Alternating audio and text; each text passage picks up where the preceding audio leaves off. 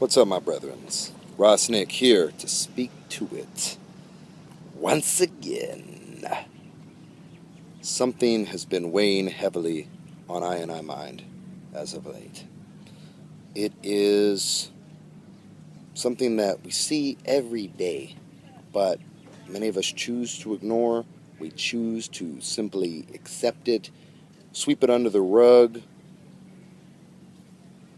say it's somebody else's problem, say I pay my taxes, so it's now the government's problem.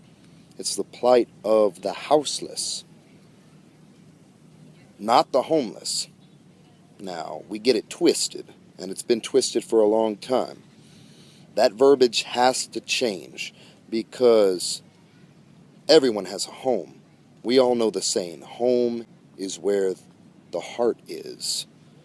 And your heart's with you all the time. So don't ever say that anybody is homeless, because home can be found anywhere that people get together and share love. So homelessness, that's over. That word is over. Honestly, not to offend, by speaking the truth, that word is like saying faggot. That's done. Or nigger. It's over. That time is past. It's time to stop thinking of being without a brick and mortar establishment that you dwell in as something that is the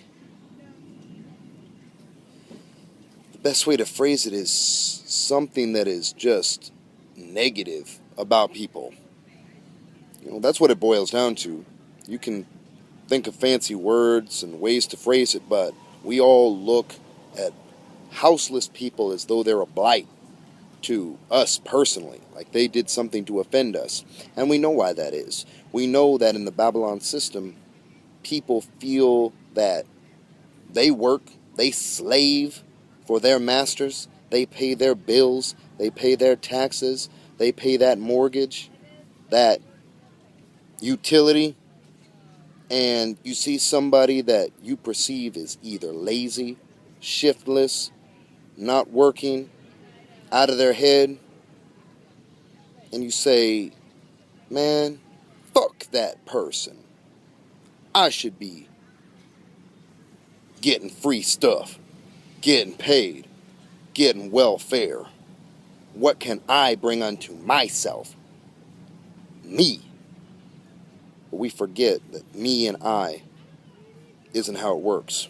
There's no I in me. And there certainly isn't an N, and there certainly isn't another I, because we know I and I is the truth, because we're all connected. So me doesn't have either an I, an N, or an I. So when it comes to our houseless brothers, don't write them off just yet. Don't put them out of your mind, because especially in these harsh times where we've got polar vortexes and people beating houseless people, I was about to say homeless. Babylon gets you tripping. Houseless people's shopping carts with sledgehammers to break them so they can't use them. Or criminalizing people using blankets to cover themselves. We're not even talking about a tent or a shelter at this point, which making those illegal is ridiculous too. People have to live. And what you're saying is, I'm going to make it a criminal act for you to exist comfortably in any way, shape, or form. I'm going to run you out. We're going to do midnight sweeps and raids. We're going to clean up all your stuff. We're going to take it. And you have to come down to City Hall, fill out paperwork, pay a fine, and some extra just to get your stuff out of lockup. And we're talking about taking things from people that have nothing to begin with. So, this is where we find ourselves.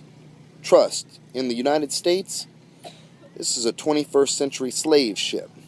We're all right in the same boat. Except for now, you pay for your house. You pay for your clothes. You pay for your chitlins and your pig feet and your fat back and your grits. Because that's all you got. Even though you think you might have something, you got more troubles than you've got good things going for you. Remember what Bob said? He said, time alone will tell. You think you're in heaven, but where are you really at? I know where.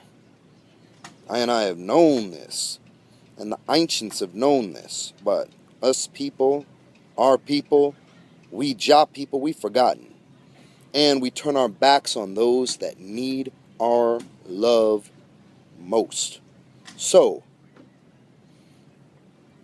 do for somebody that you know that is struggling, even if they're not houseless.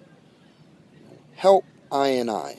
Share food, clothing, shelter, a smile, because a smile can turn around somebody's whole day, because that somebody's been ducking police, ducking thieving, stealing, heathen people, ducking, brosifs that want to kick and play the knockout game with people that are hurting, struggling. So share love with I. Simple, simple, simple.